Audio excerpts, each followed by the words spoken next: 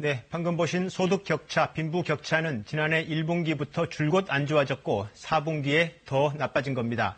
가장 큰 이유는 일자리 감소로 분석되고 있습니다.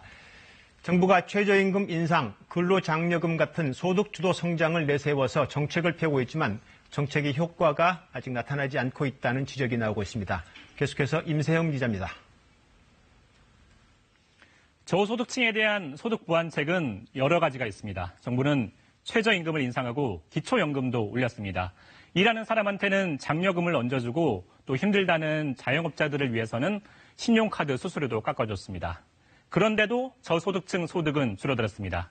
가장 큰 이유는 일자리 때문입니다. 작년 4분기에만 임시직 일자리가 17만 개 사라졌습니다. 대부분 취약계층의 일터로 볼 수 있습니다.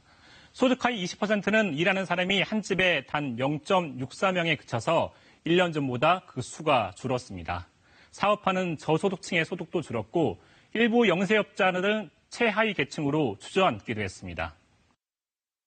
저소득층 소득이 더 줄어드는 건 지난해 1, 2, 3분기 때도 마찬가지였습니다. 국민의 소득을 늘려서 소비, 투자, 성장으로 이어지는 소득주도 성장을 정부는 내세우고 있지만 그 효과가 아직은 눈에 띄게 나타나지는 않고 있는 겁니다.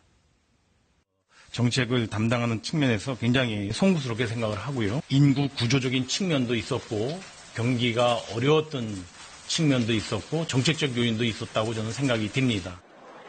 정부는 민간 활력을 높여 일자리를 만들고 기초연금 등을 더 늘려 사회 안전망을 확충하겠다고 했습니다. 소득 양극화가 더 심해졌다는 통계가 나올 때마다 정부가 반복하고 있는 말입니다. 정책 효과가 언제쯤 나타날 거라는 전망은 내놓질 못하고 있습니다.